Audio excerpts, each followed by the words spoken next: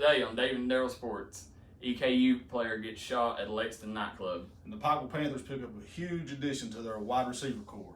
All that and more coming up next on David and Darryl Sports.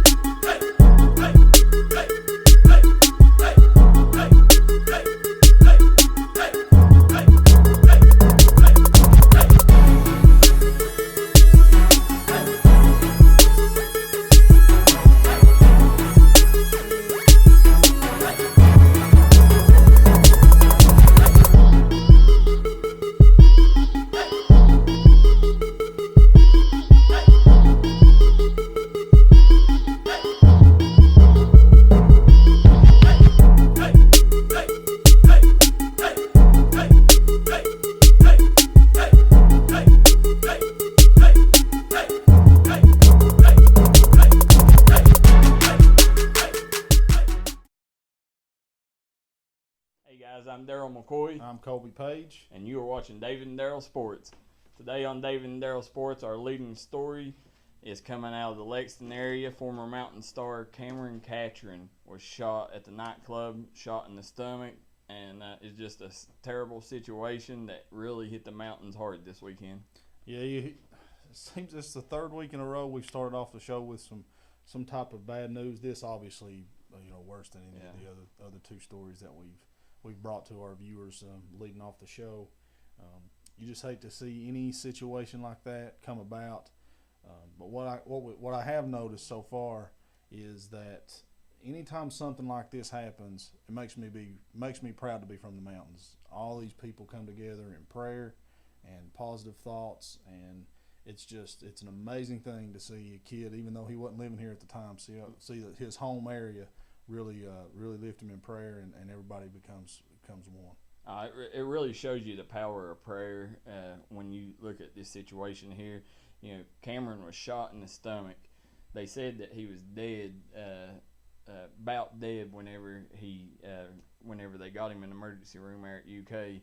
And here we are 3 days later, and he's sitting up in a chair. He's walking to a window, setting goals for himself, and looks like he's going to make a full recovery. So that right there really shows you the power of prayer. I've read a couple articles on the incident myself, Darryl. One was a story from WKYT that had a couple quotes from some of his teammates that he played against back here and with at EKU. Everybody just talks about how this young man is nothing but a fighter, hard worker, and I'm sure he has a long road ahead of him. But based on the reviews from his friends and teammates, nobody's more ready for a fight like this than Mr. Catron. Well, let me tell you this. Cameron is a first-class kid. Know him really well. He's one of the closest athletes that we've had here at David and Darryl Sports during our time, and he's a kid that Cameron literally, he will give a shirt off his back for a stranger. Here's a little thing. Cameron, he don't, his family was he didn't have it really hard, but when he went to EKU, he would take like the inner city kids and he would go buy them groceries and use his money for stuff like that. He's a leader on and off the field. He's a kid that, he would run through a brick wall if he cared about you. And that kind of is what, got him in this situation here. We just talked to somebody that was there at the scene, and that was what the whole scuffle was about. He seen his teammates or his friends getting in a fight, and he went over there, to help them, and that's what ended up getting him shot. And that's just the type of kid he is, and that's the type of kid that, I'd always want on my side. And I'm telling you, when you talk about athletes and the type of kids, coming up, he is top-notch, first-class kid. I quickly went to EKU's football website before we started the show, and because I hadn't followed Cameron since he left Belfry High School. I realized he redshirted his freshman year, didn't get any playing time. As a redshirt freshman last season, got some playing time on special teams. Any kid, we've talked about transfer portal and this stuff like that. Any young man who is willing to redshirt a season to get bigger, faster, stronger, go through a second season where they might not play as much, and work harder to get better and stick it out. That says a lot about a young man. Hopefully, we don't know really much about his progression. Hopefully he gets back on the field. I know that's the last thing on their mind right now, probably, but well, the doctors has told him that he's pretty much, this year he might as well forget about football. But it's sad because Cameron was on his way to earning a scholarship. He was a walk-on when he went to EKU. He went with his two teammates, Raekwon Horton and Jordan Scott. So, he went there with them after his days at Belfry. He won 4 straight state titles. Yeah. He led the Pirates to 4 straight state titles, one of the most dynamic backs you could see, but ended up going to EKU to be with his friends Jordan and Raekwon, and he's made the best out of it. This summer during the spring game, he had a breakout game. Great. And from everything coming out of the Colonel's camp there, that Cameron was that close of earning a scholarship, and you really hate to see that took from him by just a dumb move and a cowardly move of just a kid out wanting to start trouble. Tough situation, but our thoughts and prayers will always be with that young man and that family. But moving on, sun shined on Pikeville once again this week. Got a big time transfer, guys. He's a top 20 receiver in the Bluegrass, transferred in, coming from Madison Southern, and now he's a Pikeville Panther, joining Jackson Hensley, Seth Pugh, Cody Rain, Zach Lockhart, Isaac McNamee. When you talk about that offense, the Panthers are loaded now with the addition of Clay Tinsley. Clay comes in and brings a lot of talent to an already very talented receiving corps. You watch Clay's highlight reels that Dave and Darryl have shown on our social media platforms. The kid has amazing hands.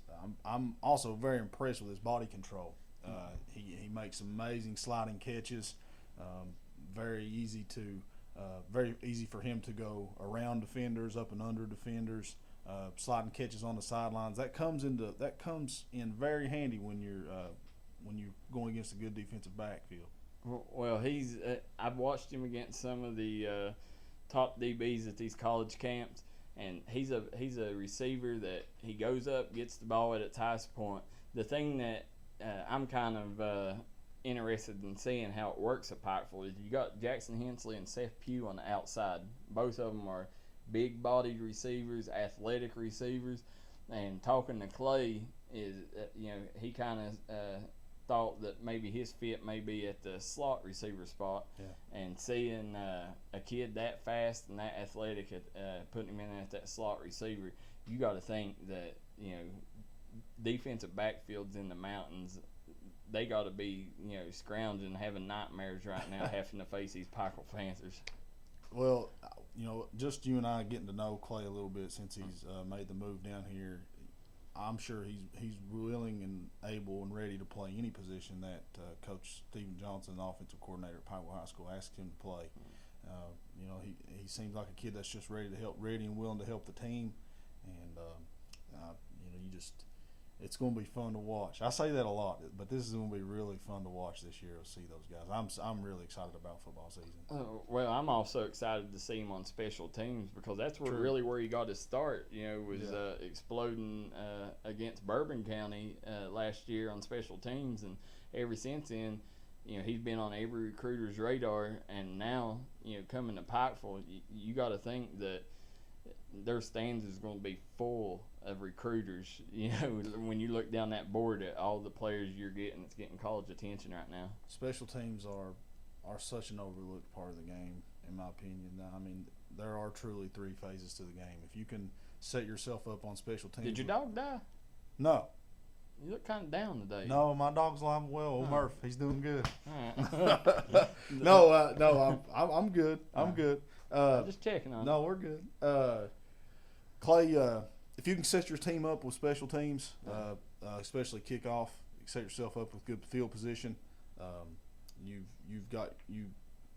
shorten the field, make it easier on the offense, tougher on the defense. That's a huge advantage. Well, we actually caught up with Clay Tinsley at Pikeville High School this week, and here's a short interview that we have with Clay Tinsley.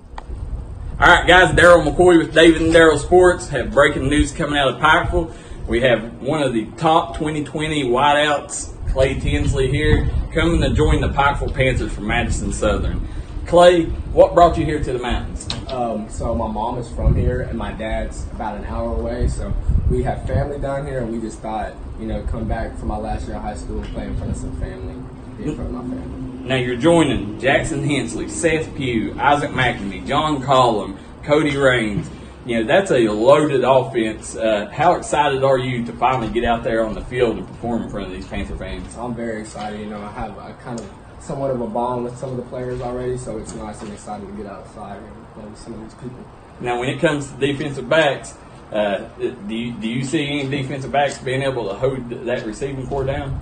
I have faith in my guys. I think we're going to compete. I think we're going to take care of business this year.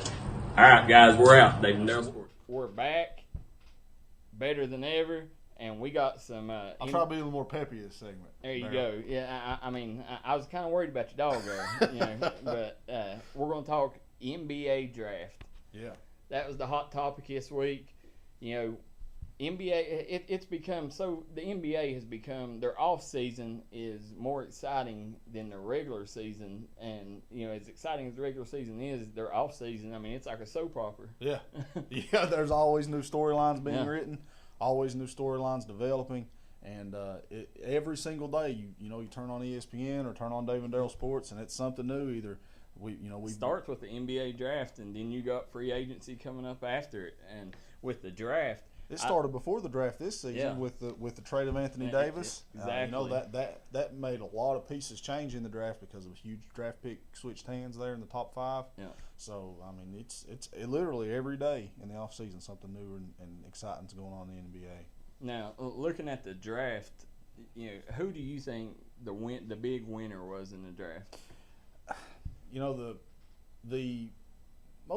It's hard for me to sit, and it's fun for us to talk about big winners and big losers in these drafts, but what I see is you really don't know who wins these drafts and who loses these drafts until a few years down the road.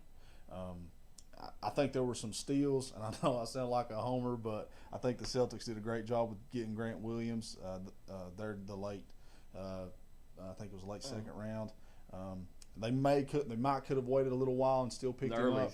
Early second round. Yeah, he ended up 36 pick. Yeah, they might could have waited a little bit longer and still gotten him, but he may have been around a few more picks, but I don't think he would have been there for their next pick.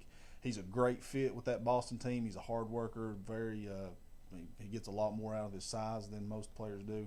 So I think that was a big pickup for the Celtics. Well, I think the biggest winner was it's a no-brainer was the Pelicans with Zion Williamson. He was Zion was the prize. You really had 3 players. You had Zion, you had Ja Morant, and you had R.J. Barrett. They're the 3 difference makers. And Zion, we've not seen a players since there's really 3 players that had this kind of hoopla, and you go back to the days of Michael Jordan. He ended up winning a national title with UNC. He hit the shot, ended up coming in, having a great freshman season. Then you skip to LeBron. When Kobe ended up going straight out of high school to the NBA, you really didn't have social media around, and so it really wasn't that big of a deal as like Jordan and LeBron was. Now LeBron, that was right. In the first days of social media, he was the huge story. Everybody knew he had the tools it take to be the best player on the planet. Right. And right now, Zion Williamson is right there with it. As far as them two right there coming out and having the hype going into it. And when you talk about ticket sales, I mean the Pelicans. It wasn't just them. You got to think you're joining Alonzo Ball, Brandon Ingram, Darius Miller, Jahlil Okafor, Julius Randle. He's probably going to be the second best player on the team. Elfrid Payton, Josh Hart, Frank Jackson, Stanley Johnson, Drew Holiday, and Cheikh Diallo. You take all them players right there and add them with Zion Williamson. The Pelicans, I got to think they're going to make a push at the playoffs next year. And I've said this before on the show, Darryl. The only downside I can see to Zion is the fact that he's a big man. It's hard to, since Shaq, there really hasn't been anybody, even Anthony Davis, really since Shaq. It's hard to. But he's not going to be. Zion's not going to be a power forward in the NBA. He's going to be a small forward. And here's the thing: you're going to judge Zion on. When we go back and look at Zion's career, it's going to be how did he develop? Did he develop? Did he end up creating and getting a shot? That was the thing with LeBron. That's exactly the point I was getting ready to make. The thing about Zion is, at this point, he has to have someone help him create a shot. It's hard. Most big men can't create their own buckets. They have to have a point guard or some type of guard set them up to get their buckets. So that's going to be the big factor with Zion. Can he develop the game to where he can create his own basket, or create his own offense, and not rely on a point guard or two guard to get him the ball and get him set up to make buckets? Well, you look at players, Kawhi Leonard. He was a power forward coming out. He ended up being, now he's one of the top guards they are in the NBA. He's or a small forward, / combo guard type. Zion, LeBron was the same way. He worked out all summer with Hakeem Olajuwon back 2 summers ago. Ended up developing a post game. Right. He didn't have a shot. He went and developed a shot. LeBron didn't have a shot till 5 years ago, and then everybody started talking about that.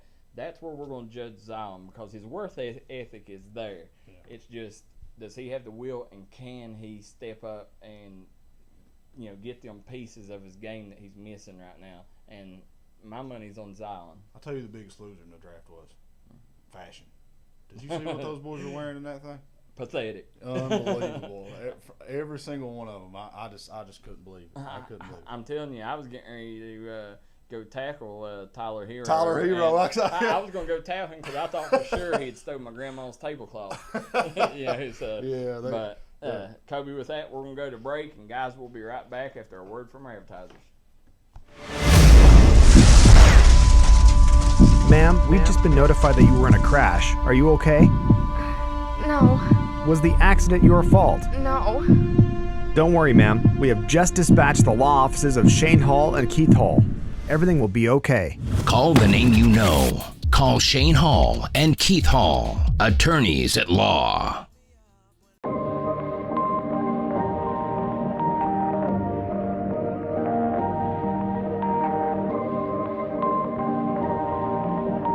Perfect.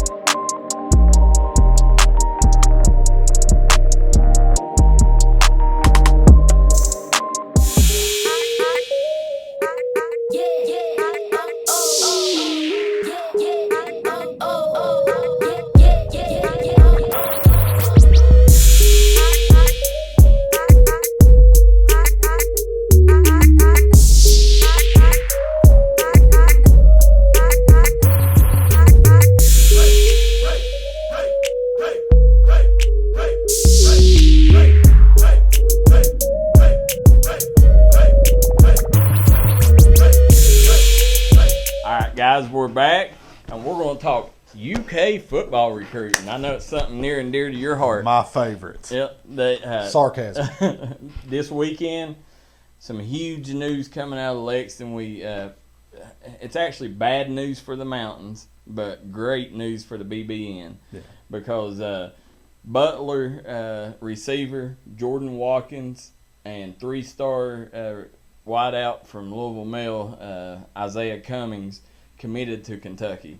Now, here's why it's bad news for the Mountains, is because that was, in my mind, I think that's what Kentucky was waiting on with Jackson Hensley. Yeah. Jackson, he's one of the top prospects in the Mountains right now. Jackson run a 4.43 at Louisville camp. He's got a ton of big-name colleges after him right now, but the Kentucky, it kind of was a head-scratcher at Kentucky wasn't on him, and I think it was because they was waiting on these 2 chips to fall right here, and, I think, that kind of wrote it off, and because in that class, they're kind of filled with receiver. That's kind of what we talked about a couple of shows ago, Darryl. Yeah. We were wondering why they weren't focusing on the Mountains, and it looks like you're absolutely right. It looks like we found out why. Yeah, Coach Vince Marrow, ever since he took over recruiting in Kentucky, we've swept the board when it comes to every top recruit in the state of Kentucky that was nationally ranked. Kentucky has pulled since Vince Marrow has took over, and these right here is a prime example of what Vince Marrow has done. He goes in to your rival, into the city that Louisville kids, they're supposed to stay at Louisville, and in the past, in history, they have, and that's why they've been so dynamic. That's why they grew to the program they was. But now they're not getting them players. Scott's Tots just ain't cutting it. They ain't the same caliber of kids that Stoops Troops is. Yeah. There's really no excuse for Kentucky not to get these athletes out of the Louisville Lexington area. There's no denying that the University of Kentucky has that SEC. They have that SEC schedule.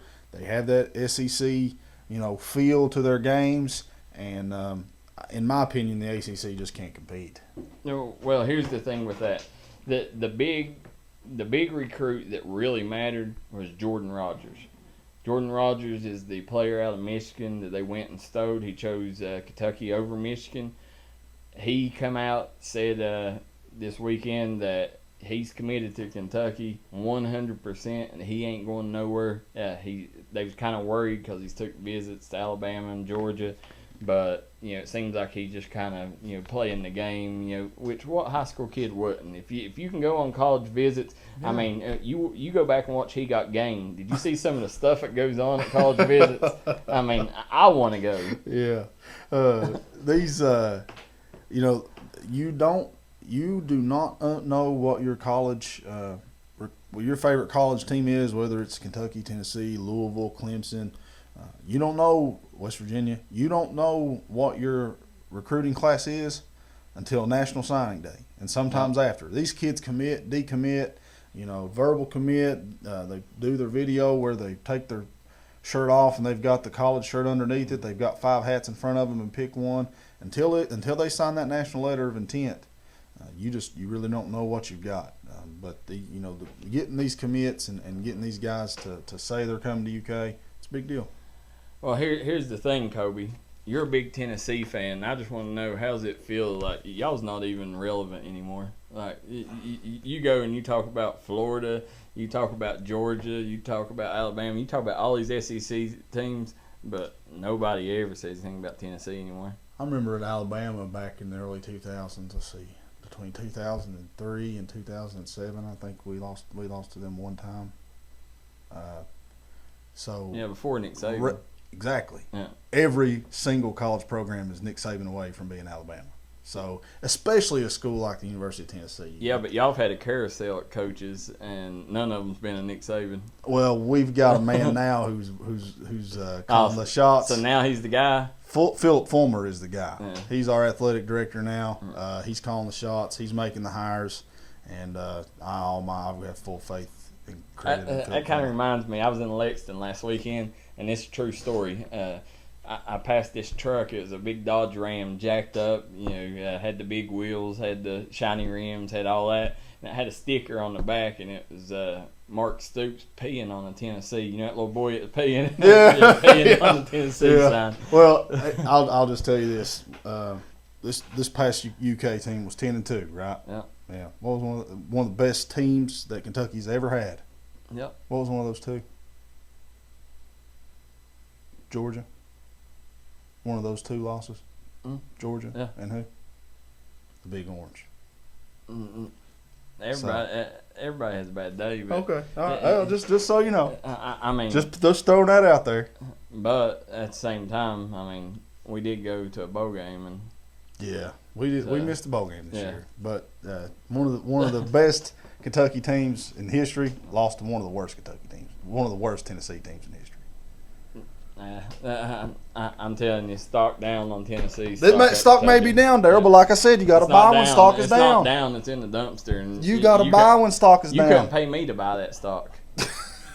So you wouldn't buy that stock with my money. No. But we're gonna go on to the hardwood. We're going to talk Kerry Blackshear. Let's talk Kerry Blackshear. I'm ready to talk about that guy too. Listen, Tennessee, they've come in.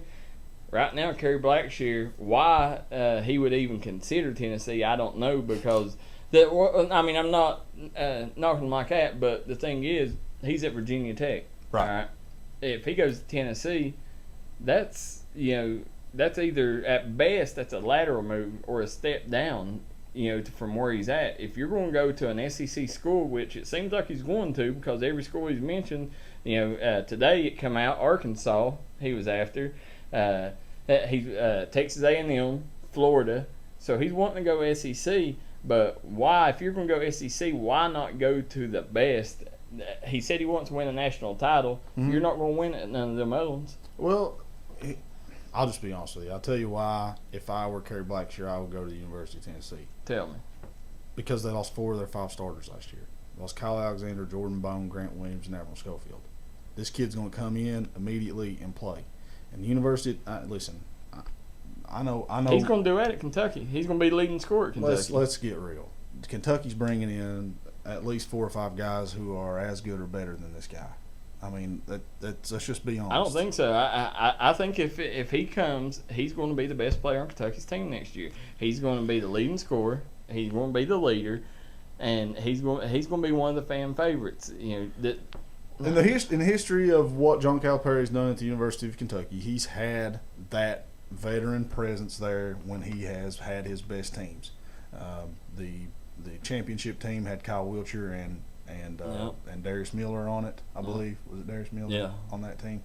So you have that veteran leadership there. I get that, but if you're coming in for 1 year, you want to show out for the NBA. You want to put your talents on full display. You don't want to be on that Kentucky roster because you're going to get covered up. There's going to be a lot of talent, a lot of 3-4 guys dunking and really showing out. That's the way I see it. That's where you're wrong. Listen, Blackshear goes to Tennessee.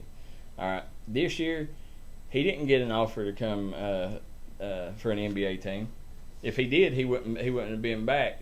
So he didn't get that there. Okay, you go to Tennessee, you can go have a great year there, but he's still not going to go and be this. He's a senior. He's had 4 years to show what he's worth. He's not going to go and be this overwhelming athlete, this and that. All right, you go to Kentucky. Not only that, Calipari puts, this year he had 3 players in the first round go. 3 players in the lottery. 3 players in the first round. Keldon Johnson ended up going 29. Excuse me. But but the thing was, you go back to a couple of years ago when he had 6, 7, 8 players off one team.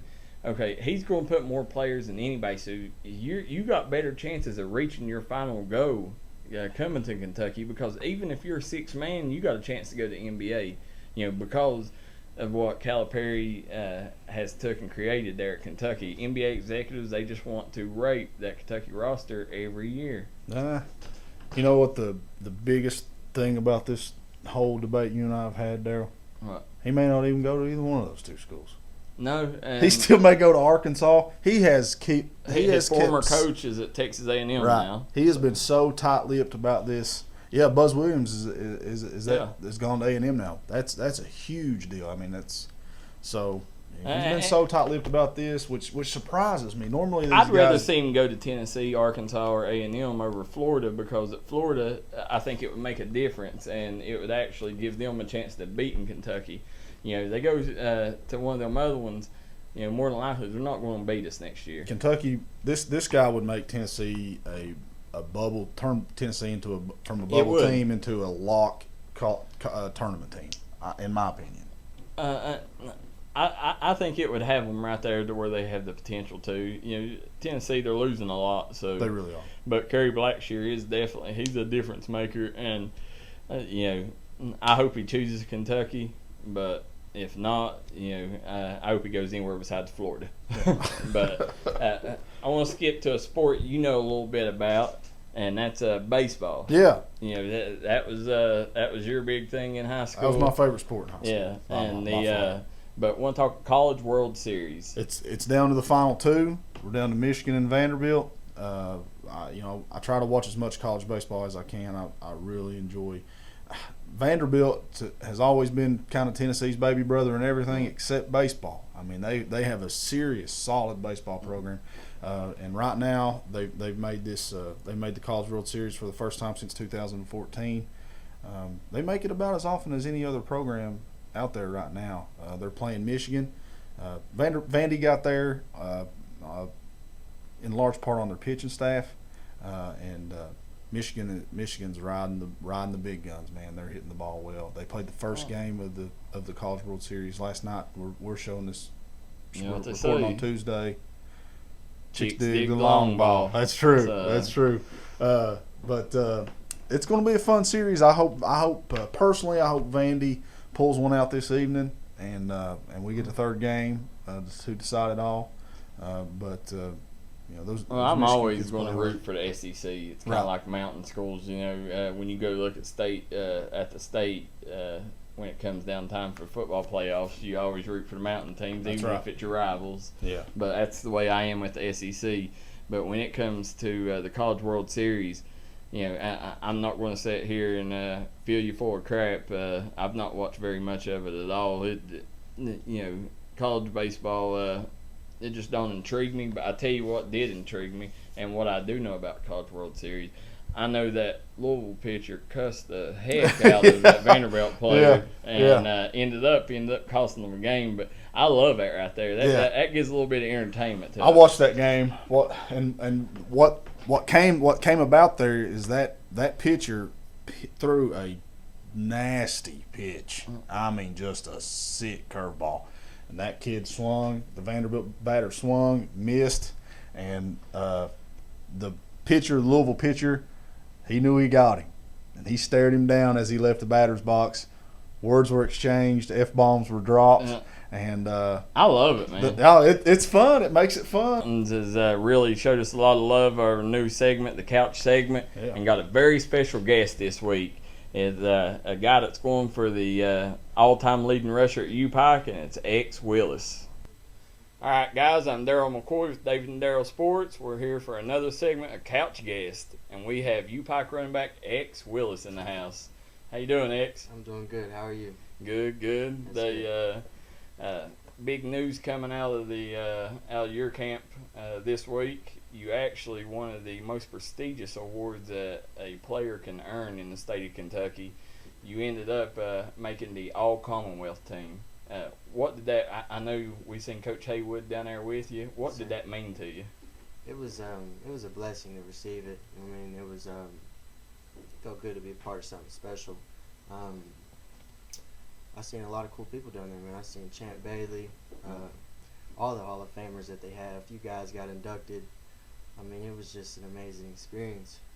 Now, we seen some of the people that was in there with you, you or your teammates. Yes, sir. But you go back to last year, if I'm not mistaken, your boy Sonny, didn't he get the same? Yeah, he was there. And so to have both of y'all on back to back coming from Pond Creek, how does that make you feel as far as, because we know Pond Creek is very proud of their players, and how does it make you feel to give that back to Pond Creek? Yeah, I mean, the community, they're always a big support, so that says a lot about our community and just the talent we got coming out of Belfry. I mean, going to a small school like UPike and still being able to compete, I mean, with the best and get awards and achievements like that. I mean, it says a lot about our area.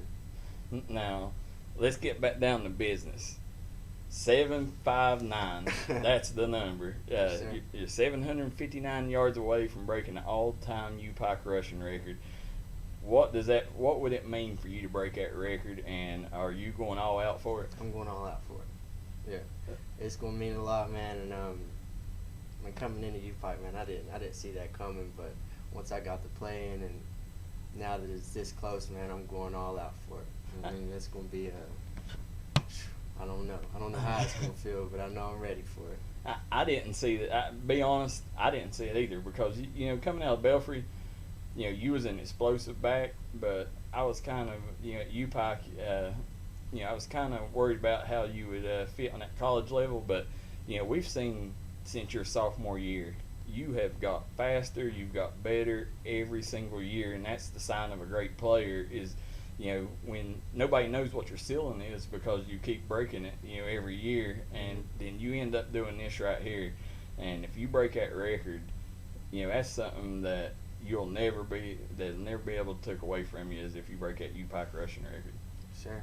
I mean, just me playing each year, I feel like I get more experience, and that's probably why you see me getting better, because just the more I play, the more experience I get and a better understanding I get of the game. I mean, I know Belfry and UPike, it's a completely different offense.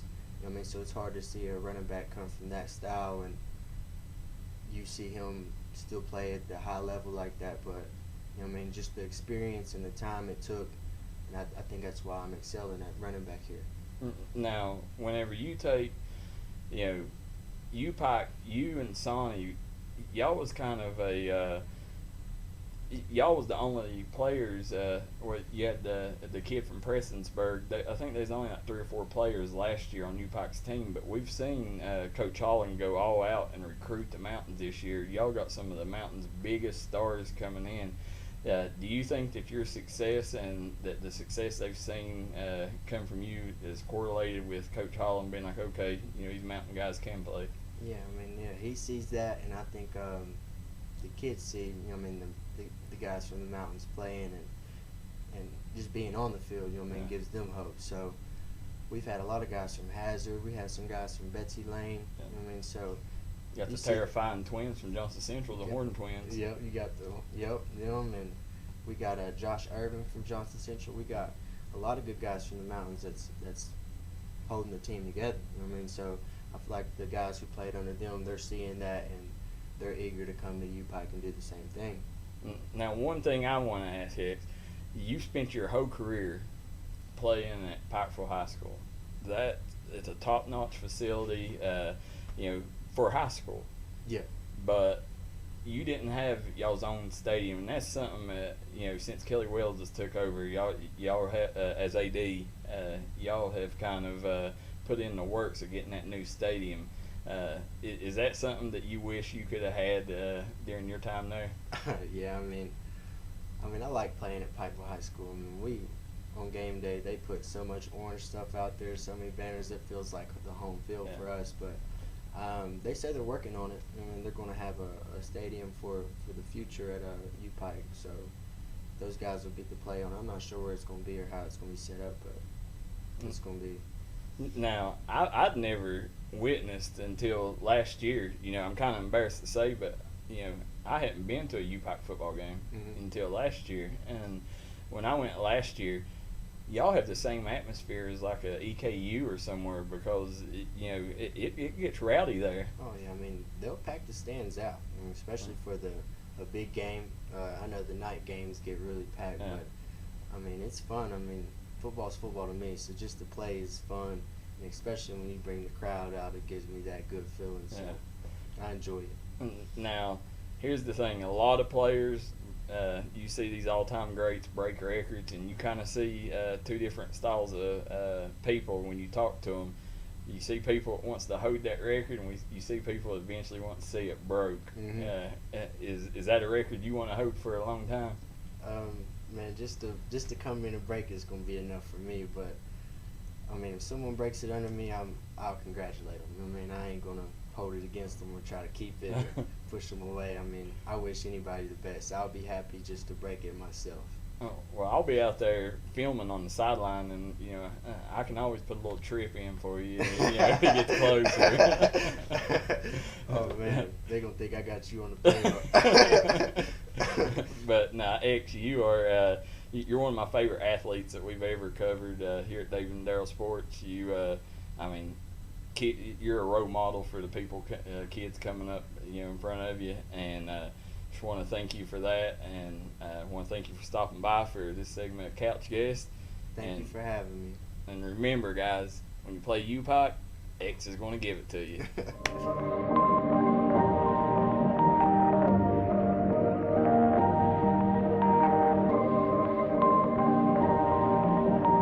Perfect. Perfect.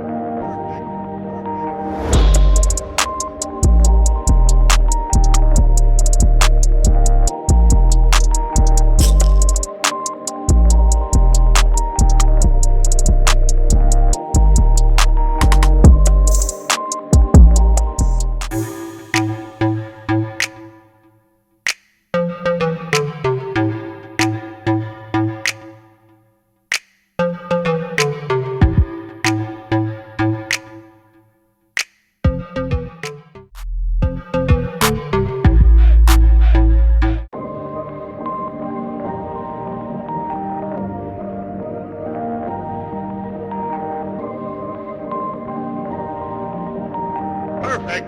Perfect.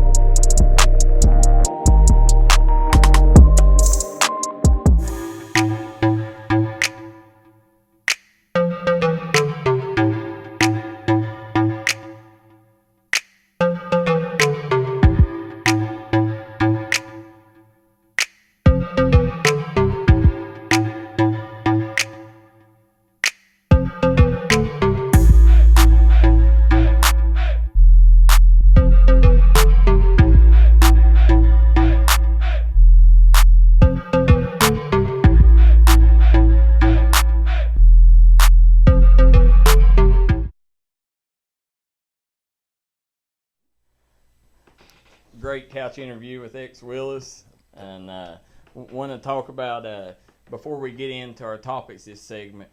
Had some big transfer news coming out of the mountains. Zai Rhodes has returned to Mingo Central and took her talents back to Minor Mountain after transferring from Mingo to Belfry last year. Yeah, she played at Belfry last year. She didn't play; she wasn't eligible, so she was there. Had some was it last year? She had some issues with had ended up getting in a scuffle on court and ended up leaving Mingo, going to Belfry. Okay, and it seemed like it was really a eye opener for Zai. I've worked out with her many times. She is when it comes to the mountains, she's the one. She's got the thing that nobody else has got. She's a Division I athlete. She is just a top-notch athlete. She has the chance to be the number one prospect in the mountains if she does everything right. And at Mingo, I think it's really going to give her a chance to shine because she's not going to have that Katie Ball overshadowing her, and she can take and be the go-to player. And I love it for Miners fans. We talk about the Cardinal Conference all the time on the show. At Mingo Central, just like you said last time, you're always going to have that Chapmanville, that Logan rival there. That basketball tradition is strong, and you learn a lot about yourself when you come to play those teams. And she'll have multiple chances to show who she is and what kind of player she is in the Cardinal Conference this year. Yeah, and the thing is, Mingo, they got a new coach Kim Davis-Smith. She is great at what she does. They got a lot of talent there. They got Scarlett Thomas, and one of the best shooters they are. Zoe, she's just a top-notch defender. And Malia Martin, I watched them this weekend play Martin County. You know, on paper, Martin County should have waxed the floor with them. But in the first half, Mingo was right there within 4 points going into halftime. And, you know, that was without Malia Martin. Malia Martin, she's a college prospect. She's one of the best power forwards we have in the mountains. Once they get her, Mingo Central, they'll be a competitor to win that Cardinal Conference. I can't get over how much social media has allowed us to keep up with our mountain schools during the summertime. That is an unbelievable thing. It's so cool. I mean, it allows us to keep up with who's playing where and who's playing who, and kind of where you stand. Everybody knows where everybody knows where everybody stands, even in the middle of summer. One thing social media has done, like you said, it's put Alice Lloyd on the map, because before nobody knew what Alice Lloyd was doing there at Pippa Passes, and what they've done over the last 2 months, they have racked up on talent from the mountains. You talk about Cameron Warks, you know, who's starting shooting guard from Shelby Valley last year. Kid is one of the quickest players you'll ever see. Then they go back, you know, Christian Mounts and Tyler May. Christian Mounts, former Phelps star, ended up transferring to Pike Central. Then you got Tyler May. He was one of the, he was a sniper there at Tug Valley. He was one of the best scorers, number 2 all time on the Tug Valley scoring list. They both, Christian Mounts and Tyler May, set out last year, and now they've kind of got the revamp, got the blood flowing again, and Alice Lloyd is reaping the benefits of it, because they got 2 of the top scorers in the mountains coming on to next year's team, and they just signed them last week. I watched Christian play ball since he was in 7th, 8th grade. He was on that junior high team that we spoke of last week at Phelps that won that county tournament. He's a dynamic scorer, and sneaky good athlete. And he's long for a guard. That's something that's not very common around here. Most of the guards in the mountains don't have the height advantage that some of the guards elsewhere in the state and outside the mountain region of West Virginia. Getting worried about your dog again, Kobe. Sorry. Right. Getting a little down. And I'll tell you something else that Alice Lloyd's going to have with Christian is as a baseball player. I don't know that many people know Christian didn't play a whole lot of baseball through his high school career, but if they can get him out on the diamond too, he can really help him out there. Well, Christian, the thing about Christian Mounts is, when I first went and watched him over at Phelps, he really surprised me, and the shocking part was his athleticism. I mean, he could dunk it any way you want him to. He was doing 360s, and you look at his frame, and you usually don't see that good of an athlete in a kid with that kind of frame. Right. But the kid, he's sneaky athletic, and Alice Lloyd, you got to think, go back a few years and think about the players that Alice Lloyd has got. You know, they got Robert Dalton from Lawrence County, Timmy Dalton. Here's a little backstory. Timmy Dalton had a chance. If he would have went and played a year at prep school, Coach Bob Huggins was highly interested in Timmy coming to WVU. Yeah. And Alice Lloyd ended up getting him. So when you take a look at what Alice Lloyd's done in recruiting the mountains, you know, it's kind of they're giving Kelly Wells and UPike all they can handle on the recruiting trail. Right. I'm not very familiar with the River States Conference that Alice Lloyd plays in, but if you have a kid that had potential to play at a school like WVU for a coach like Bob Huggins, you know, you throw in a kid like Christian Mounts in there. If those athletes will put in the work and the time that it takes to. Timmy was the nation's leading scorer. Yeah, if they'll put in the time that it takes to work and become a good team, they can be some serious contenders. I mean, Pikeville College is UPike. They won a national championship recently in that NAIA. I mean, it's not unheard of for a team from Eastern Kentucky to be a big time player in that division of college basketball. No, and when you're recruiting, listen, Alice Lloyd's become a fan favorite now because, you know, I don't know if you've ever been there, but Pippa Passes. I love it there because if you love basketball, that's the place to go, because the only thing you're going to have to do is play basketball and do your schoolwork, because there is nothing else to do there. And that's where I'm at. When you take players like Christian and Tyler that kind of took a year off, maybe lost a little bit of love, that's the perfect place for them to succeed. Well, another cool thing about that is kind of plays right off that, dovetails right off that, is that means that the students on campus, they don't have anywhere to be but a basketball game either. Yeah. So everybody's there, everybody's hungry for W's, and want to see Alice Floyd win. So I mean, when you got a small town environment like that, everybody knows everybody, everybody's there to root you on. It makes for a great environment to play ball in. I agree 100%. Like I said, I'm tickled to death. Want to go over a couple more recruiting things. Kobe Fugit, he's as good as any player in the mountains right now. Picked up a great offer from West Virginia Wesleyan. Obina, the mountain's #1 prospect, the Nigerian Nightmare, picked up another offer from South Florida. Now that's huge. He's got South Florida, Penn State, Temple, George Washington, Ohio, Marshall, all after him. And when you look at him, he's the prototypical Bob Huggins type player, and still no offer from WVU. Coach Huggins is at this time, in my mind, rebuilding that WVU program. He may be looking for a certain position that he needs, and a big guy like that may not be exactly what he's looking for at this time. But other than that, I can't see why WVU wouldn't be looking. He fits perfect. Same type of player Huggy loves. So hopefully I think he'll end up getting that. But want to transition over to the baseball diamond real quick. UPike lost a big piece this week. They lost Coach Pitt. He was the Coach Jim Pitt. He was the coach there at UPike. He was the conference coach of the year back in 2017. And he ended up taking and not transferring, but he ended up resigning as UPike and taking a bigger and better job. At where was it he signed? Union College. Yeah, Union. And you got to congratulate Coach Pitt. We've worked with him a few times here. Great guy. And I'm just tickled that he left on a good note. Right. It's tough to see. These bigger schools, Union isn't a Division I program, but it is an NCAA program. Just maybe a step up from the NAIA. It's tough to see when those larger schools, those bigger programs come in and kind of poach coaches away from these NAIA schools. But it means two things. It means that he's a good coach.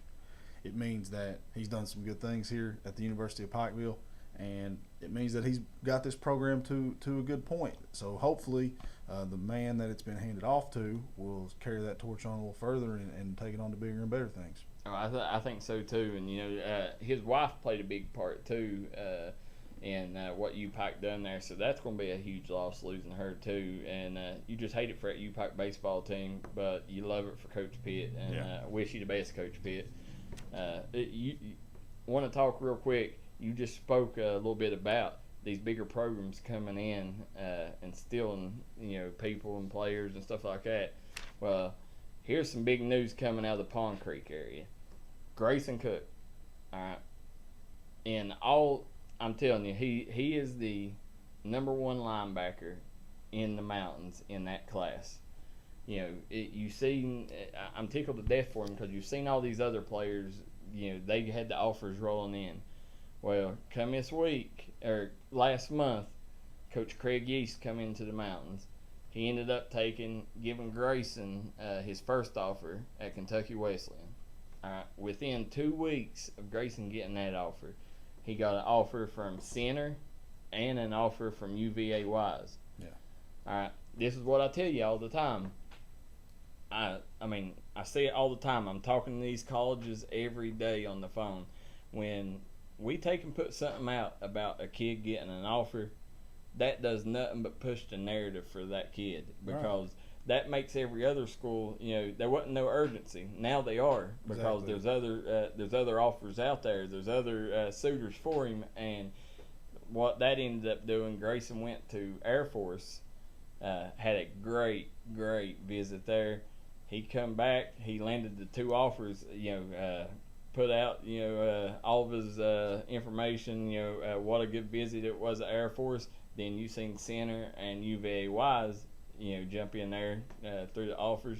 And then now he has the big offer from Air Force, and I'm tickled to death Grayson Cook has that Division I offer because he is the best linebacker in that class. These programs are just like any other business, Darryl. They are looking for assets to be a part of their team, and if they think that these assets in this part of the country or this part of the state are more likely to become another school's asset, then it becomes an arms race. Okay, we want this guy, so if for nothing else, so he doesn't go to that school. Yeah, you know what I mean. We don't want to play. Maybe we weren't looking for him to play for us right now, but we sure as the world don't want him playing against us.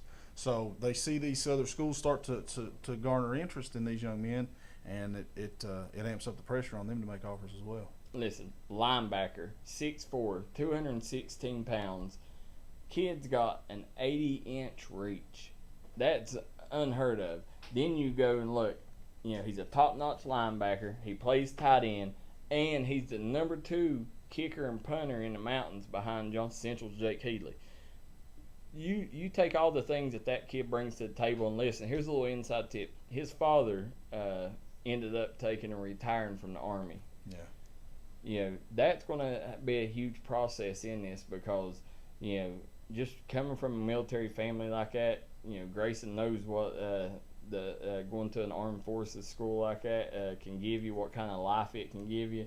And right now, Air Force, just knowing the ins and outs of that particular situation there, Air Force is the leading candidate there. And but I expect a lot more schools to jump in before then and offer Grayson, and I think this right here is just going to kind of push that narrative. Yeah, it's a huge honor to receive any type of, to have any opportunity to go to one of the learning institution of the four branches of the armed services, and Air Force, Army, Navy. Any of them are. You get the opportunity to play sports for an institution like that. It's hard to turn that down. Yeah.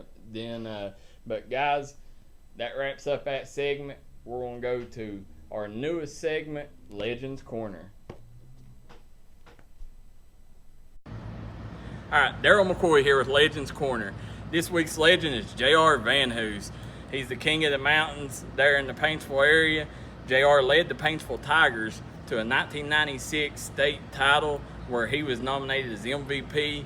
J.R. also made it back in 1998 where he was named Mr. Basketball, Parade All-American. They come up short in 98. He has 1 state title under him. Went on to Marshall, had a great career there. He averaged a double-double, 16 points, 10 rebounds. He returned to the mountains with his love of the game where he coached basketball. He was the head coach at Phelps.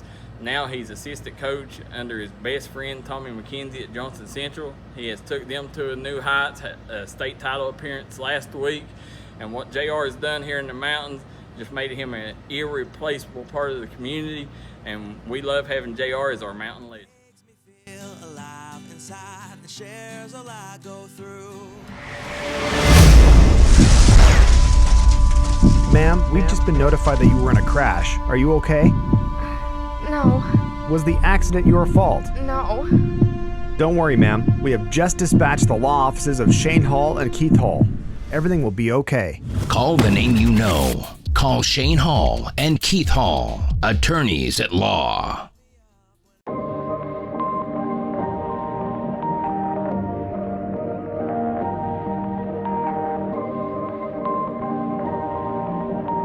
Perfect. Perfect.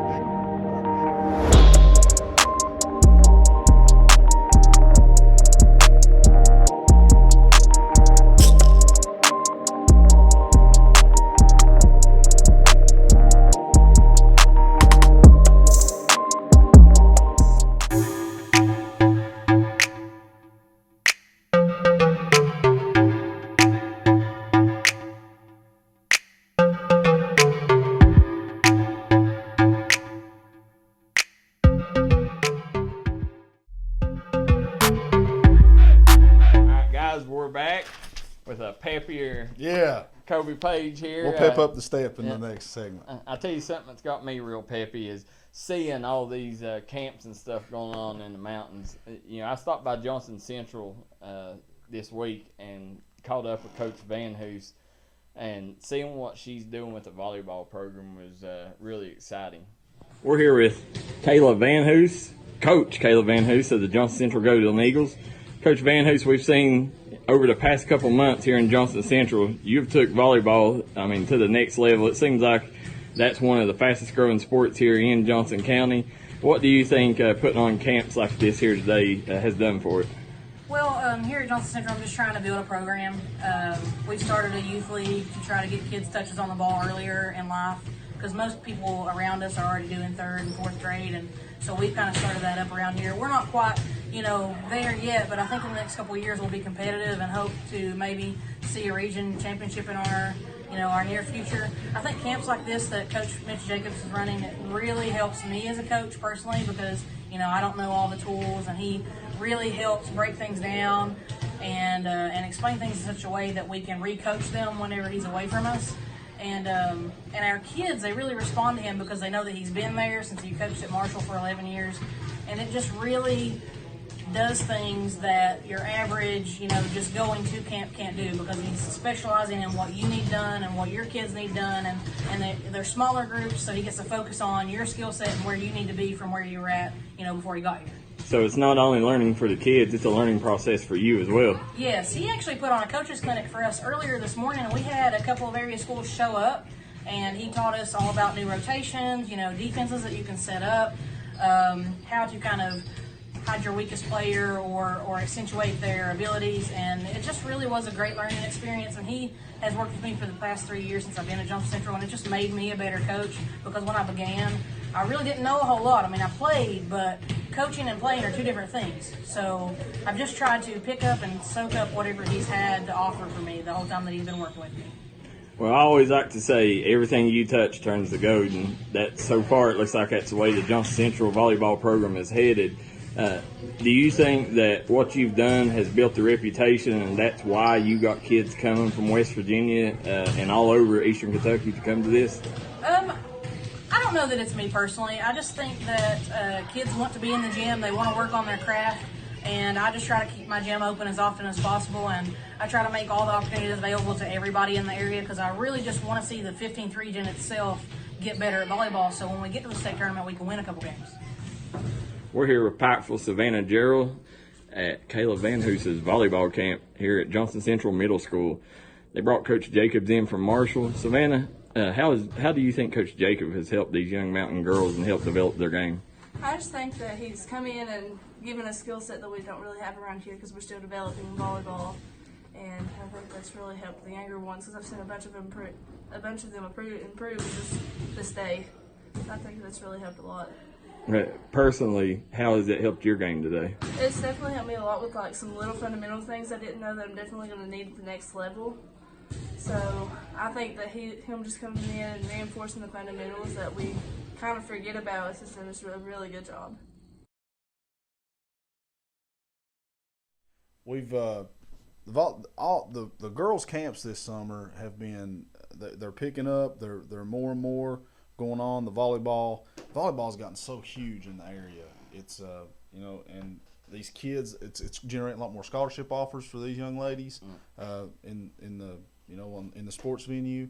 So it's a great thing that Kayla Van Hoos is taking it upon herself to do a camp like this. Well, as we've seen there, she brought in Mitch Jacobs. He was a legendary coach there at Marshall, and just seeing the way that she has helped to raise the sport of volleyball in the mountains, she's kind of made it a hot sport. Yeah. Just love seeing the things that she's bringing to the table. Like last year, they done a fundraising thing, and just seeing she had some new innovative ideas for fundraising, and she's just been great for the sport of volleyball. Yeah. But also one camp that's going on, Kelly Wells is doing his youth camp. Kelly Wells, we had him speak at the David and Darryl camp. He is one of the best people you will ever meet in your life, and if your kid has the opportunity to go learn the game from Kelly Wells, you need to take advantage of it, because he's not only going to learn how to play the game better, but he's going to learn to be a better man. Yeah, that's awesome. Another camp that's going to be going on in the month of July. Again, that kind of plays off of Coach Wells, a member of Coach Wells' staff, Mr. Evan Faulkner, and his twin brother Ethan Faulkner were star athletes, star basketball players at Elliott County High School in the early 2000s. They're having a camp at Elliott County High School July 7th through the 9th. Just like Coach Wells, these kids these young men. I mean, they're a little bit younger than me, but they just like you said with Coach Wells, they know the game of basketball. And if you can get your kids to Elliott County and let Ethan and Evan show them how the game should be played, they would really benefit from that. Another big thing coming in the mountains, it's actually one of the biggest events in the summer. If you like UK football or UK athletics, period, get them out to one of these UK caravan events that's going on in Paintsville tomorrow. It starts at 10 a.m. at the Rec Center. Cash Daniels, Lynn Bowden, you got Terry Wilson, Logan Stenberg, DeAndre Square, Calvin Taylor, Phil Hoskins, Cedric Dort, Jamin Davis.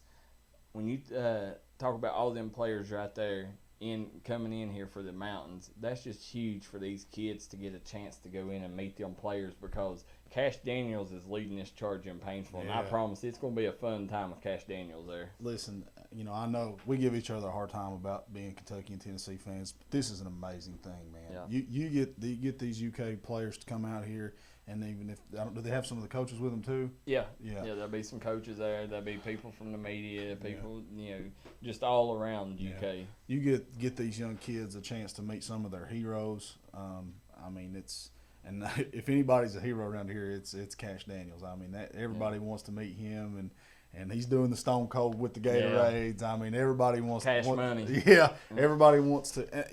I have a lot of friends that live in the Lexington, Moorhead, area there, Central Kentucky area, Mount Sterling. They love Cash Daniel too. I mean, he's kind of he's going to be a rock star in college football. He's that personality. Yeah, he's just got the it factor. Yeah, that's the kind of person Cash is. He's a great guy. He's a huge friend of the show. He's worked with us many times. We've had him on the show. Cash is a top-notch guy, and he loves bringing stuff like this back to his community in Paintsville. That's one thing that I like about Cash, because he's all about the mountains, all about representing the mountains, and all about giving back to the mountains. And tomorrow at the UK Caravan, guys, you're going to have a good time. Make sure you get out there and party down with Cash Daniels. Now, one thing with these UK Caravans, it ain't just the football. They're bringing players in from every sport. And here's the thing, UK athletics is on a high right now. Yeah. Ever since Mitch Barnhart has took over, UK has reached another level. You talk about John Calipari. You talk about Mark Stoops. You talk about Sidney McLaughlin, the big track star. I don't know if you know it or not, but Kentucky was the only college to have 3 players go in the first round of all 3 major sports: baseball, basketball, and football. I didn't know that. And not only that, if I'm not mistaken, they also had players go in softball and in soccer. So, when you talk about that in the first round, that's huge. Why, Kerry Blackshear, why choose Kentucky over Tennessee? There's why. Yeah. So I'm glad you agree. Well, I mean, you can't disagree with facts. I mean, if Kentucky's having a great time right now with their athletics, I mean, or do they have the football program Tennessee does? No, but they actually it's in a lot better state than Tennessee right now. We'll see. I mean, honestly, like when you talk about our facilities is up there, Tennessee. I don't even know if it's true, but who wants to play under on a field that there's a morgue under the field? That's not true. No, I think it's true. It's not. I'm pretty not sure. Not true. Ain't that true? I think it's true. It's not true. Yeah. So been there many times. There's no morgue down there. No, I swear that's what the word is. That there's a morgue under there. I don't know if it's like for the college or whatever, but I swear that's what I've heard is that there's a morgue under the field. But whether it's true or not, I'll find out and let y'all know on the next episode. But Also, want to go real quick in this segment. We named our Fearsome Four this week. Yeah. It's our inaugural season of the Fearsome Four. Every year we're going to name the 4 top pitchers in the mountains. We'll do the baseball coming out next week. The softball come out this week. And it was Chloe Van Hoos, Johnson Central. Kaylee Rash, Belfry. Emily Ford. Don't know if Emily, she's from Pikeville. She's just an elite player. Love her game.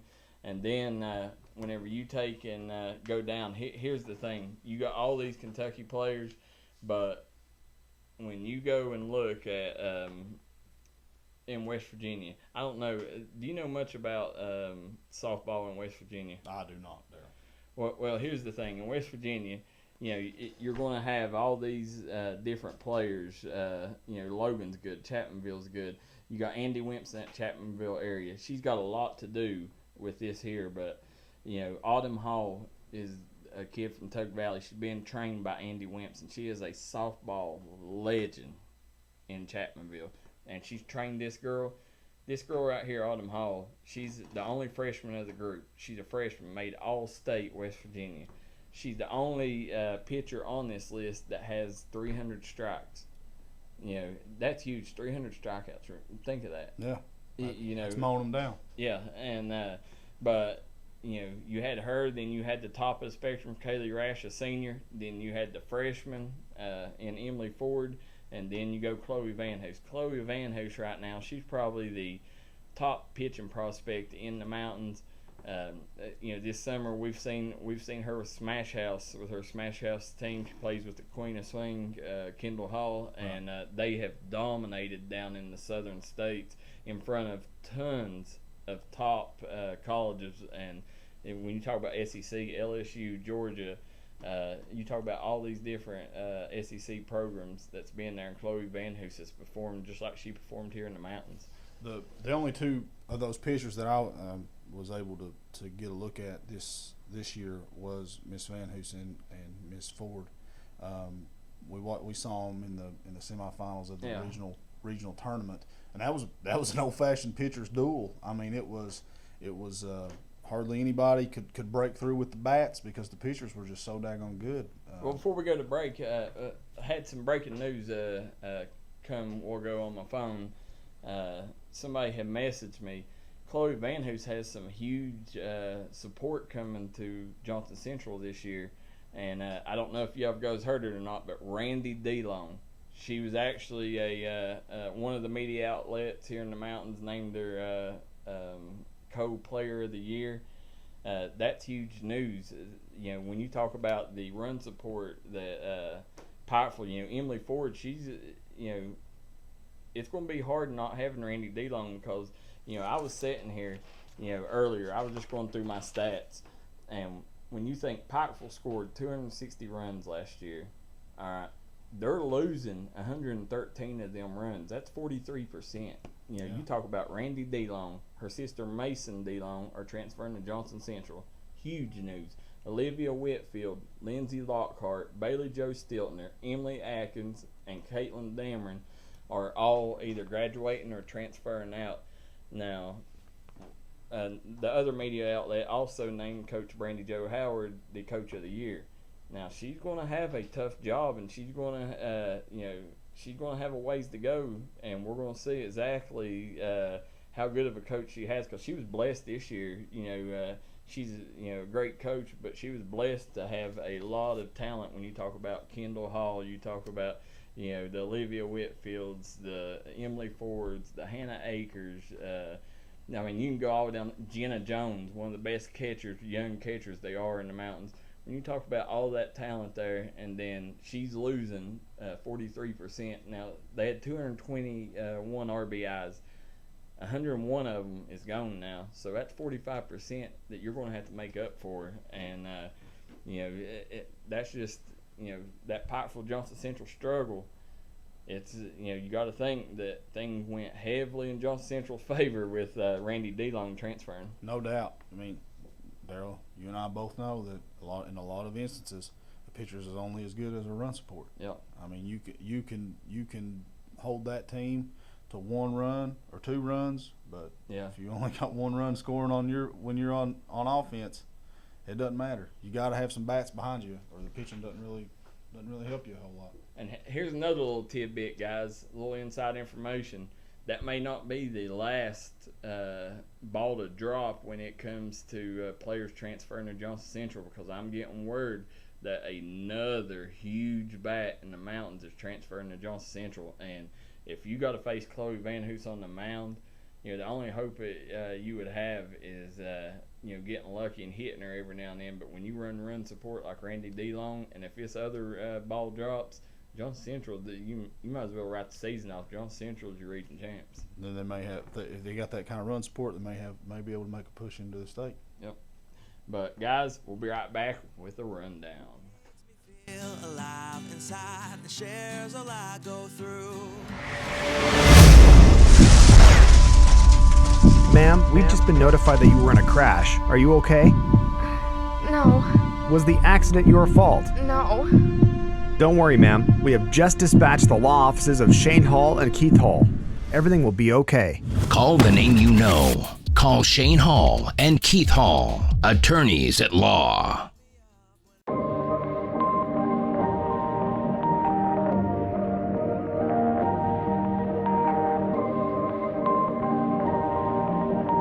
Perfect. Perfect.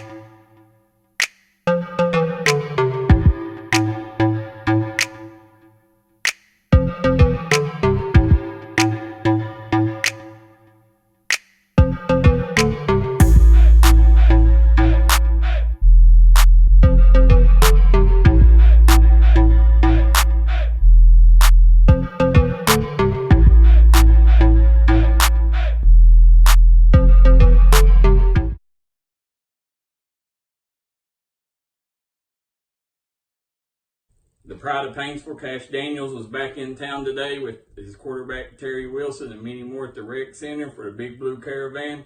Here's some video from the event. We don't have to drive like over here to meet right here, and then wherever, how many sports you want to. I'm not saying you don't have to. You can play on 3 or 2 and 1, 4, doesn't matter.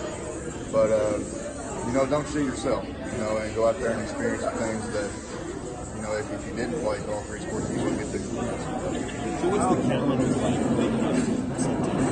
like? Right now we're in summer workouts. Coach Ed and Coach Hill are kicking our butts in there and out there running. That'll last through this month and it'll last through July.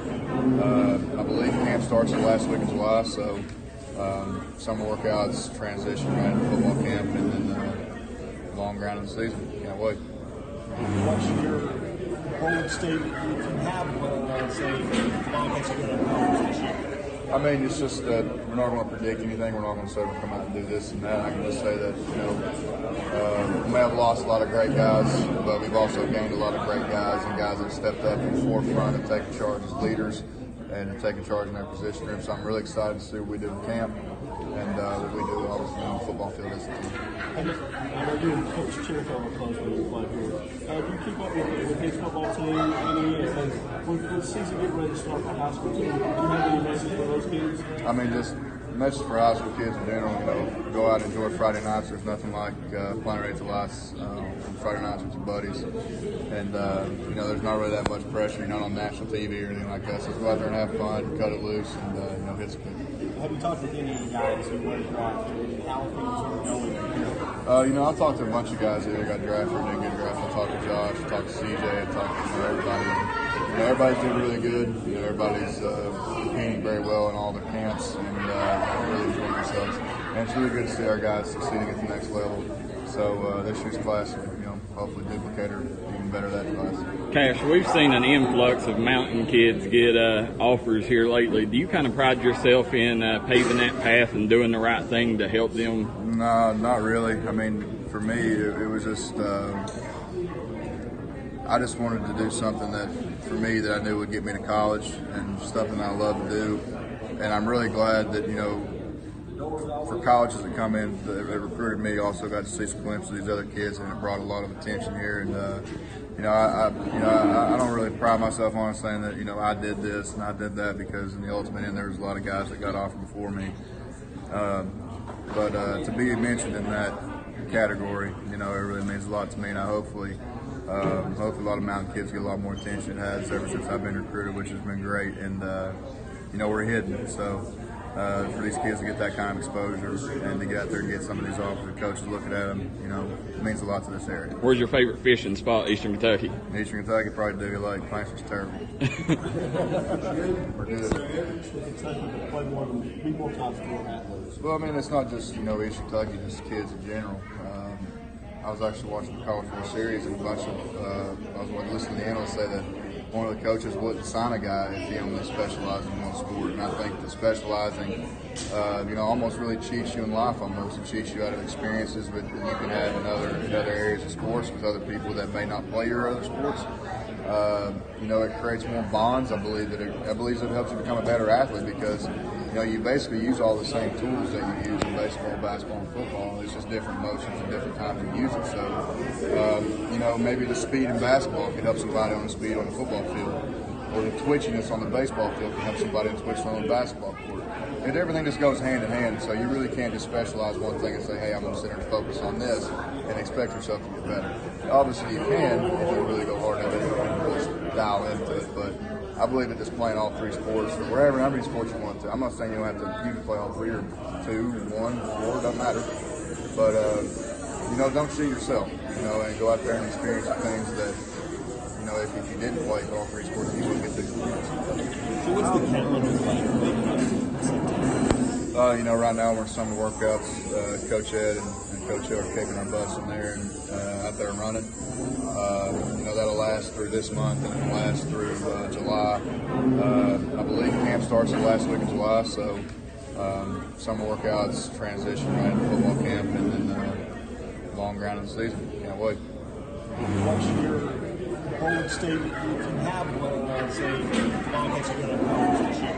I mean, it's just that we're not going to predict anything. We're not going to say we'll come out and do this and that. I can just say that, we may have lost a lot of great guys, but we've also gained a lot of great guys, and guys that have stepped up in the forefront and taken charge as leaders and taking charge in their position room. So I'm really excited to see what we do in camp and what we do obviously on the football field as a team. I know you and Coach Chirico are close when you play here. Do you keep up with his football team? And when the season gets ready to start for high school team, do you have any message for those kids? I mean, just message for high school kids in general, go out and enjoy Friday nights. There's nothing like playing race to lights Friday nights with your buddies. And, there's not really that much pressure. You're not on national TV or anything like that. So go out there and have fun, cut it loose, and, hit some people. Have you talked with any guys who went drafted and how things were going? I talked to a bunch of guys that either got drafted or didn't get drafted. I talked to Josh, I talked to CJ, I talked to everybody. Everybody's doing really good. Everybody's competing very well in all their camps and really enjoying themselves. And it's really good to see our guys succeeding at the next level. So this year's class, hopefully duplicate or even better that class. Cash, we've seen an influx of mountain kids get offers here lately. Do you kind of pride yourself? Just being able to see this many people out here today, and come out and meet you all, how nice is that for you now as a senior and this being your home? It means a lot to me just because, I get to bring, 3 of my best friends back here with me to see my hometown. They get to hear about it a bunch. I talk about it so much. And, being Lexington, being in Kentucky, they get to hear about me a lot. So they finally get to see wild West Paintsville, I guess. So it's pretty fun. And to see all these kids come out here, got to talk to a bunch of Little League Cal Ripken kids and see them and their parents and, talk to them, about, having fun and playing baseball and whatever sport it is with each other, and cherish it, because it can go by so fast. So to see these kids come in here and have a smile on their face and rush forward, be able to come in here and give back to Paintsville and the people of Paintsville, it really means a lot to me, and I couldn't be happy to be back. Is there a restaurant or a park or a spot or anything like that when you're in Paintsville you got to check out? my Nana's kitchen. And I gotta go back home and get some of Nana's home cooking, whether it be breakfast, lunch, or dinner. So I don't usually like to eat out when I'm back here. I eat a lot less, so when I'm back here, I like to eat that home cooked meal. All week long, it seems like this big Blue Caravan tour. Everyone's been saying how important Eastern Kentucky is to UK, but vice versa. UK is important to Eastern Kentucky. What would you say of how important is UK and Eastern Kentucky, that relationship? It goes hand in hand. Just like I tell everybody when I come back, wherever you go, you always see a UK T-shirt, a UK flag, a UK bumper sticker. It's a big blue. It's a blue country down here. So people of Eastern Kentucky, have done an unbelievable job of supporting UK athletics and supporting me and my teammates over the past couple of years. So to come down here and be able to give back and to show that hey, UK is coming to you guys instead of you guys coming to UK. That's really special. It means a lot to us, and we're really glad we're able to do it. As if you guys need any more motivation, the odds makers came out yesterday. The over/under 6 wins just seems wrong. There's a bunch of jackasses. Who cares? ESPN, CBS, NBC. I don't care. Season starts in August, and we'll see how it goes.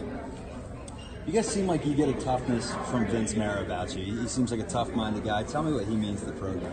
Big dog. He's he's the bread and butter. He's one of the greatest recruiters, in college football. He means a lot to our tight end room. He means a lot to our offense, a lot to our team. So to have Big Dog on that staff, it means a lot to us, and definitely helps this program to take it where it is today. So talked about some of the kids coming out with Little League baseball team. You were a three-sport athlete at high school and excelled in all three sports. Just talk about how important that is for kids to Eastern Kentucky to play more than be more top sport athletes. Well, it's not just Eastern Kentucky, just kids in general.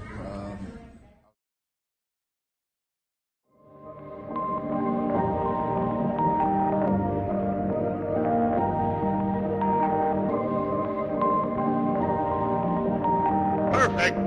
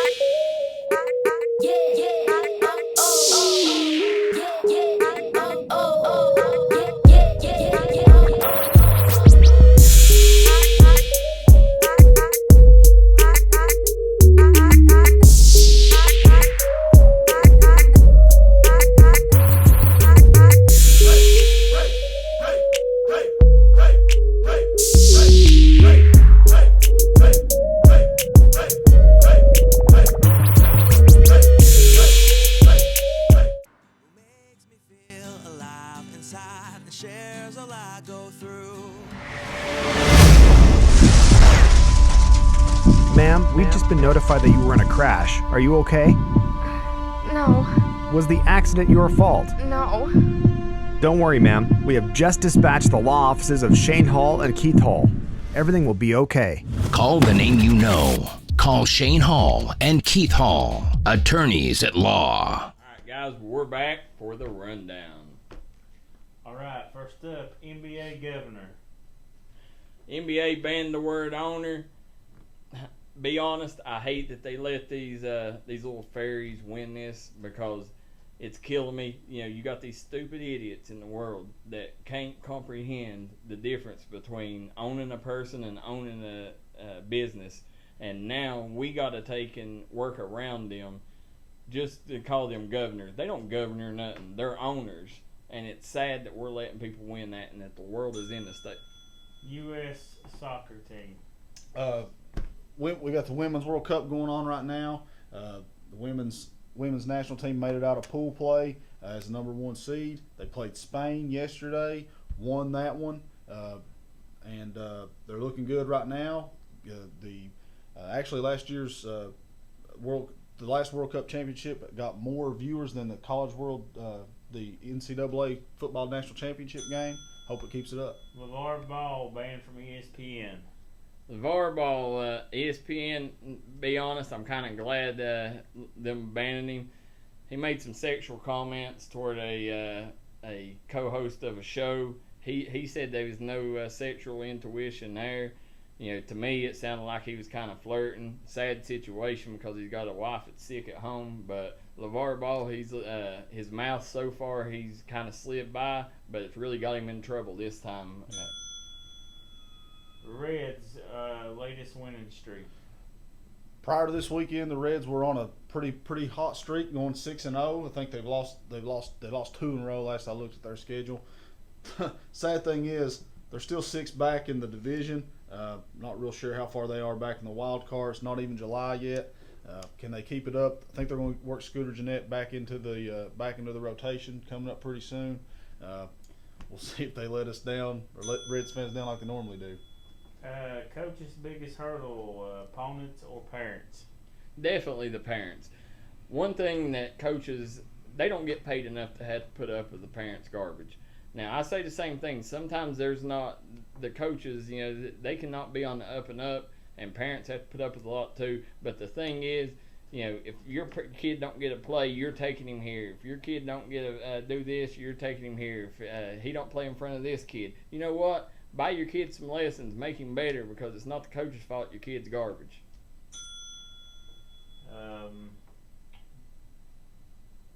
Dodgers, three walk-off home runs by 3 rookies in 3 days. This was something that we, our producer Will kind of brought to my attention. I just thought it was really cool. It's not anything real big, but these 3 rookies come up and get walk-off hits. Back to back to back. That's a great way to get brought into Major League Baseball. And, they keep that up, they may be Hall of Famers, all 3 of them, and the Dodgers might win a World Series. Brody Justice.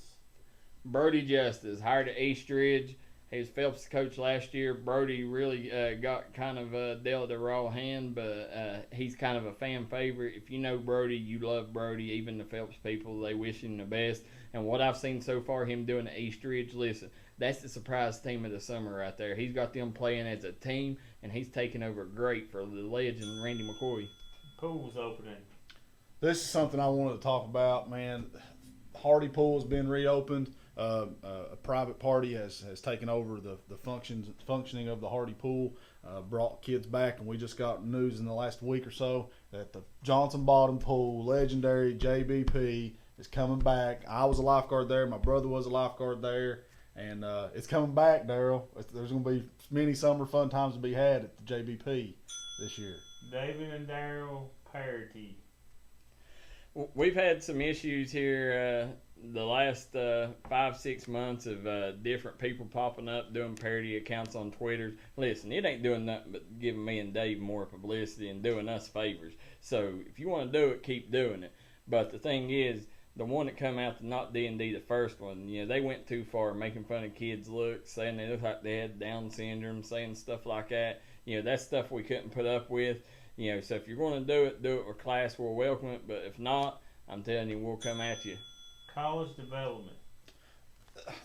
We talked about this due to there was some question. I think Jay Billis may have said, wherever these high school kids go to play their college ball for a year, they're not going to get. They're going to be pros regardless. I agree with it. I don't know how much John Calipari does to help these kids. They're ridiculously good when they get to UK. Does he help them get to become a team and win? NBA executive says Calipari is the best at preparing players for the NBA. As far as that goes, I'm kind of fed up with that because I'm a big Coach Cal fan, but I think he's too worried about the name on the back of the jersey instead of the name on the front. That's one thing. He can prepare them all he wants. I'm glad he's making all these millionaires. But, BBN wants you to hang banners. And right now, you're on a drought. So Jordan Bone draft video. I wanted to talk about this, man. There was a video that came up. Jordan Bone was down. Didn't think he was going to get drafted. His brother had the microphone and was telling the crowd, thank you all for coming. We're all going to stick together through this. And out of nowhere, he gets drafted by the Pelicans. He didn't even know it. The screen was behind him. Everybody in the party just tackles him and that's what sports is all about. Stephon Marbury.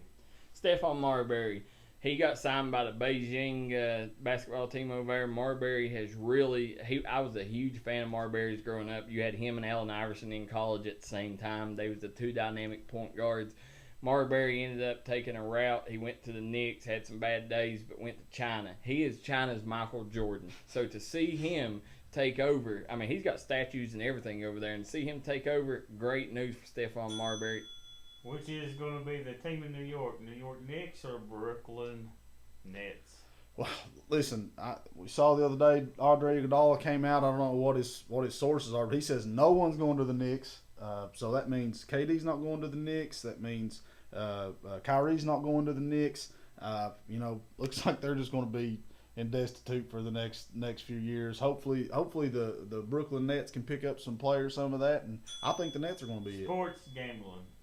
Sports gambling in Kentucky. That's the hot issue. It's been the hot topic.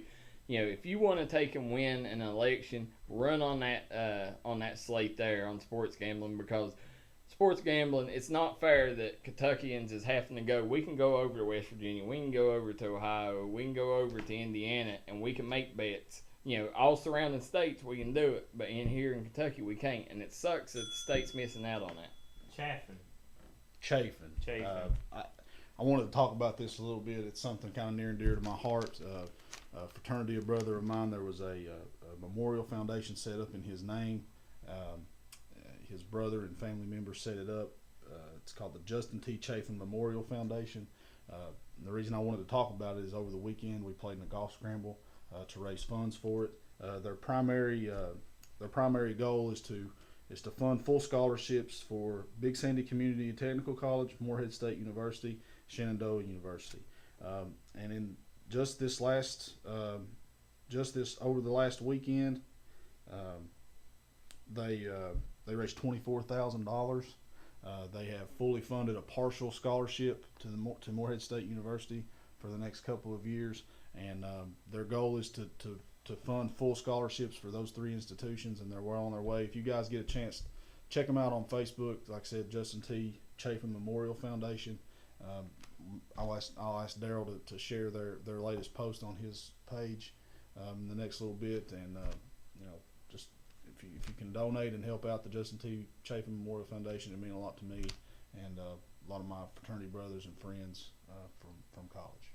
All right, guys, that's it for this episode of David and Darryl Sports. We'll be back next week, same time, same channel.